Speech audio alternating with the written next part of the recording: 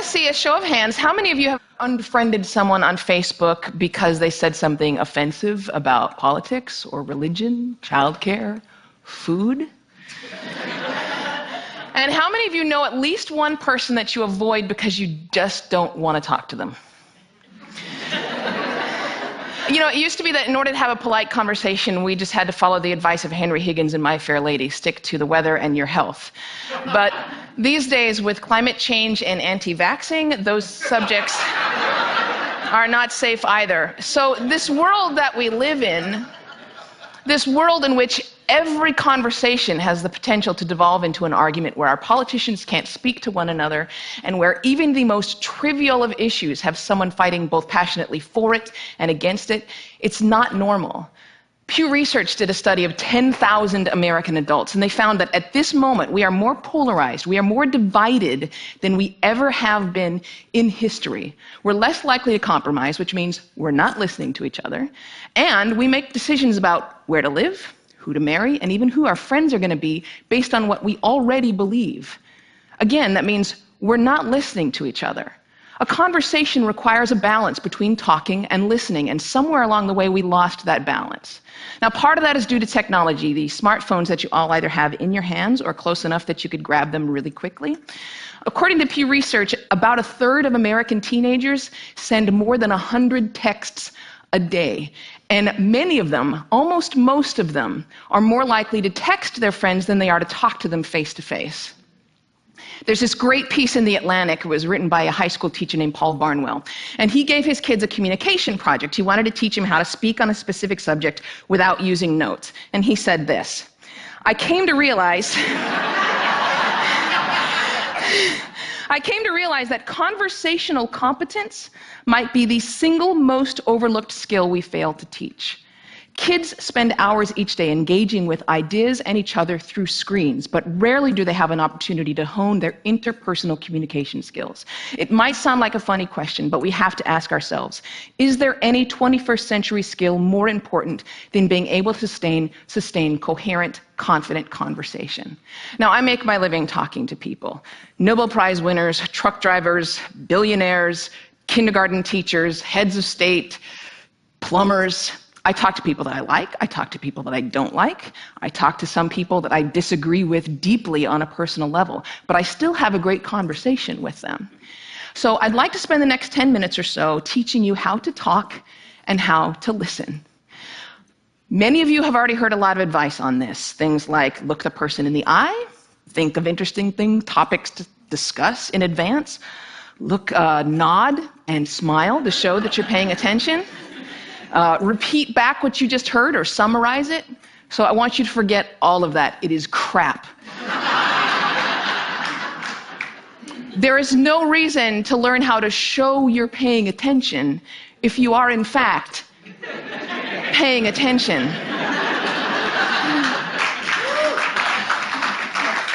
Now, I actually use the exact same skills as a professional interviewer that I do in regular life. So I'm going to teach you how to interview people, and that's actually going to help you learn how to be better conversationalists. Learn to have a conversation without wasting your time, without getting bored, and please God, without offending anybody. We've all had really great conversations. We've had them before. We know what it's like. The kind of conversation where you walk away feeling engaged and inspired, or where you feel like you've made a real connection, or you've been perfectly understood. There is no reason why most of your interactions can't be like that.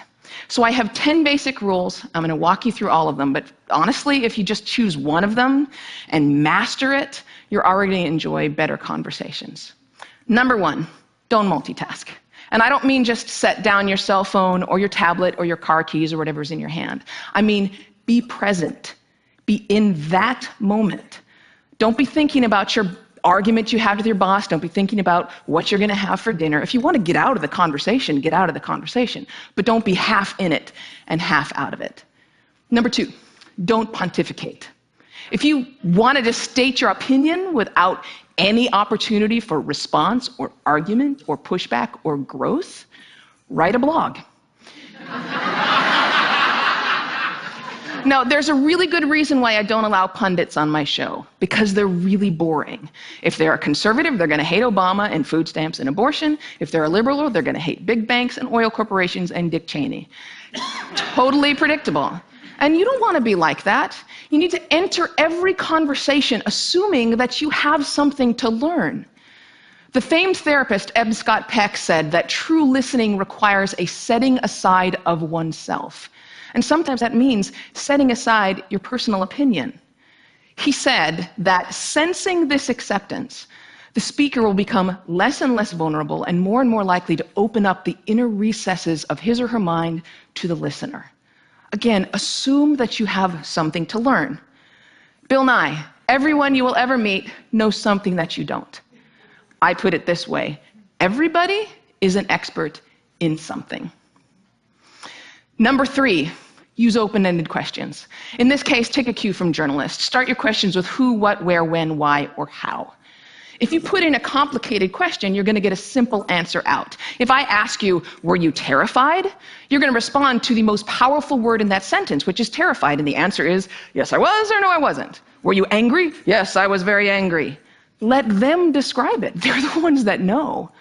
Try asking them things like, what was that like? How did that feel? Because then they might have to stop for a moment and think about it, and you're going to get a much more interesting response. Number 4, go with the flow. That means thoughts will come into your mind, and you need to let them go out of your mind. We've heard interviews often in which a guest is talking for several minutes, and then the host comes back in and asks a question which seems like it comes out of nowhere, or it's already been answered. That means the host probably stopped listening 2 minutes ago because he thought of this really clever question, and he was just bound and determined to say that. And we do the exact same thing. We're sitting there having a conversation with someone, and then we remember that time that we met Hugh Jackman in a coffee shop. And we stop listening. Stories and ideas are going to come to you. You need to let them come and let them go. Number 5, if you don't know, say that you don't know. Now, people on the radio, especially on NPR, are much more aware that they're going on the record. And so they're more careful about what they claim to be an expert in and what they claim to know for sure. Do that. Err on the side of caution. Talk should not be cheap. Number 6, don't equate your experience with theirs.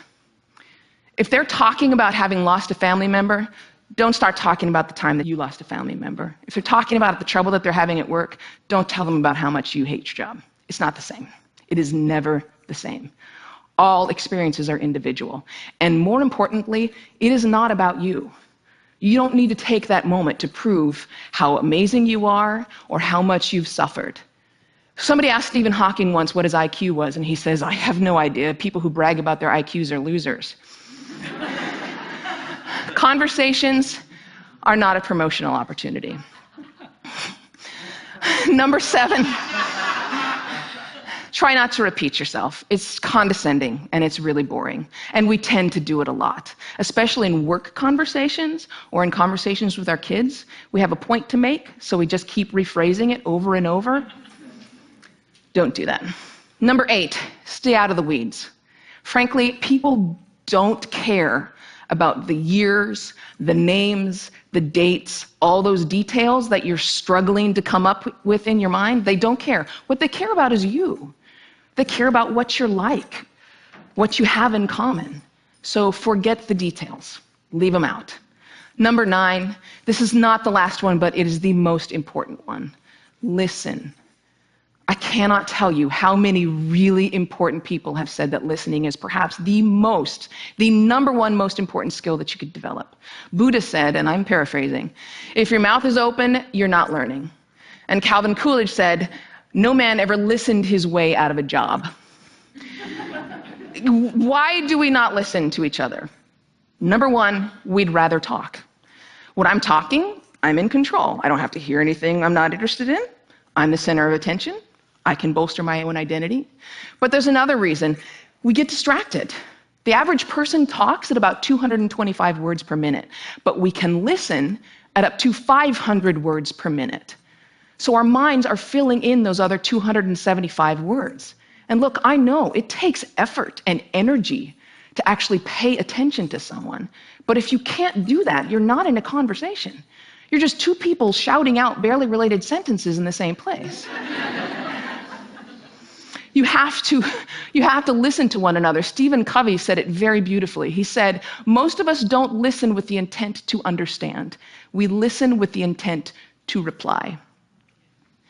One more rule, and number 10, and it's this one: be brief.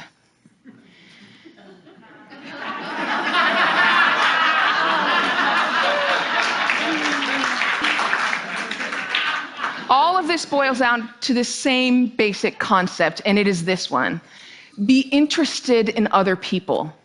You know, I grew up with a very famous grandfather, and there was kind of a ritual in my home. People would come over to talk to my grandparents, and after they would leave, my mother would come over to us and she'd say, "Do you know who that was? She was the runner-up to Miss America. He was the mayor of Sacramento. She won a Pulitzer Prize. He's a Russian ballet dancer."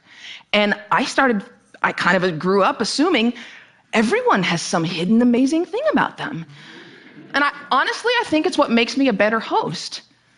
I keep my mouth shut as often as I possibly can. I keep my mind open, and I'm always prepared to be amazed. And I'm never disappointed.